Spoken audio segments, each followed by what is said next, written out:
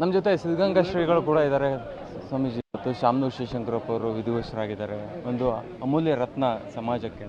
ನಮ್ಮ ನಾಡು ಕಂಡಂತಹ ವಿಶೇಷ ಚೇತನ, ರಾಜಕಾರಣ, ಸಾಮಾಜಿಕ, ಧಾರ್ಮಿಕ ಎಲ್ಲ ಕ್ಷೇತ್ರಗಳು ತಮ್ಮದೇ ಆದಂಥ ಛಾಪನ್ನು ಮೂಡಿಸಿದಂತಹ ಅವರು ಮಧ್ಯ ಕರ್ನಾಟಕದ ಅಭಿವೃದ್ಧಿಗೆ ತನ್ನದೇ ಆದಂಥ ಕೊಡುಗೆಯನ್ನು ಕೊಟ್ಟಿದ್ದಾರೆ. ಇವತ್ತು ದಾವಣಗೆರೆಯನ್ನು ಒಂದು ವಾಣಿಜ್ಯ ನಗರಿಯಿಂದಾಗಿ ಶೈಕ್ಷಣಿಕ ನಗರವನ್ನಾಗಿ ಪರಿವರ್ತಿಸೋದಕ್ಕೆ ಶಿವಶಂಕರಪ್ಪನವರ ಪರಿಪೂರ್ಣವಾದಂತಹ ಒಂದು ಹೋರಾಟ ಕೊಡುಗೆ ಇರುವಂಥದ್ದು.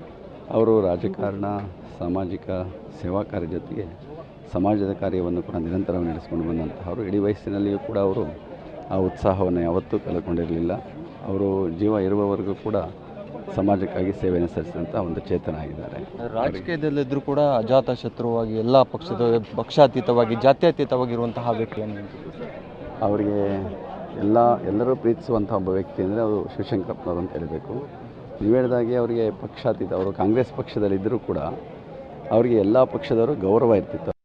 ಅವರ ಅಂತಹ ಒಂದು ವ್ಯಕ್ತಿತ್ವವನ್ನು ಹೊಂದಂಥ ವ್ಯಕ್ತಿಯಾಗಿದ್ದರು. ಅಂದರೆ ಧರ್ಮದ ವಿಚಾರವಾಗಿ ಬಂತ ಅಂದರೆ ಯಾವುದೇ ಪ್ರತ್ಯೇಕ ಧರ್ಮ ಅಲ್ಲ, ಲಿಂಗಾಯತ ಮತ್ತು ವೀರಶೈವ ಎರಡು ಒಂದೇ ಅನ್ನುವಂಥದ್ದು ಹೇಳ್ತಾರೆ. ಅವರಿಗೆ ಸಮಾಜ ಐಕ್ಯವಾಗಿರಬೇಕು, ಐಕ್ಯಮತ್ಯದಿಂದ ಇರಬೇಕು ಅನ್ನುವಂತಹ ಕಾಳಜಿ ಕಳಕಳಿ ಅವರಲ್ಲಿ ತುಂಬ ಇತ್ತು. ಸಮಾಜ ಯಾವತ್ತೂ ಒಗ್ಗಟ್ಟಿಗೆ ಹೋಗಬೇಕು ಅನ್ನುವಂಥ ಹೋರಾಟ ಅವರು ಮಾಡ್ತಾಯಿದ್ರು. ಅವರೊಂದು ಸೇತುವೆಯಾಗಿ ಶಕ್ತಿಯನ್ನಾಗಿ ಕೆಲಸವನ್ನು ಮಾಡಿದಂತಹ ಇವಾಗ ಅಂತಿಮ ದರ್ಶನ ಬಂದಿರೋ. ಹೌದು, ಬಹಳ ಇದೊಂದು ಬಳಸಲಾಗಲು ನಷ್ಟ ಆಗಿದೆ. ಅವರ ಅಂತಿಮ ದರ್ಶನವನ್ನು ಮಾಡಿ ಅವರು ಶ್ರದ್ಧಾಂಜಲಿ ಅರ್ಪಿಸೋದಕ್ಕೆ ಬಂದಿದ್ದಾರೆ. ಇದಿಷ್ಟು ಸಿದ್ಧಗಂಗಾ ಶ್ರೀಗಳ ಮಾತಾಗಿರುವಂಥದ್ದು. ಕ್ಯಾಮ್ರಾ ಪರ್ಸನ್ ಸತೀಶ್ ಜೊತೆ ಪಬ್ಲಿಕ್ ಟಿವಿ ದಾವಣಗೆರೆ.